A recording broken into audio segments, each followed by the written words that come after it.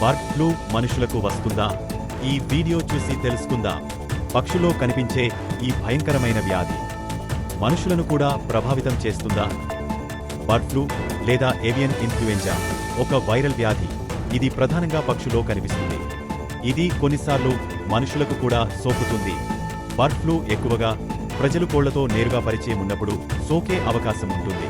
ఉదాహరణకు, కోళ్లు పెంచే పౌల్ట్రీ ఫారాలు, కోడి మార్కెట్లు లేదా కోళ్లు సంరక్షించే స్థలాల దగ్గర పనిచేసే వ్యక్తులు జాగ్రత్తగా ఉండాలి.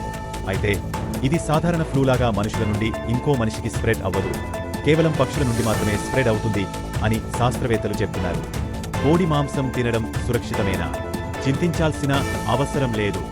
70 డిగ్రీల సెల్సియస్ కంటే ఎక్కువ ఉష్ణోగ్రతకు మాంసం ఉడికిస్తే వైరస్ పూర్తిగా నశిస్తుంది, కానీ పచ్చిగా తినడం ప్రమాదకరం. ఇలాంటి ఆసక్తికరమైన వీడియోల కోసం మన ఛానల్ను సబ్స్క్రైబ్ చేయండి.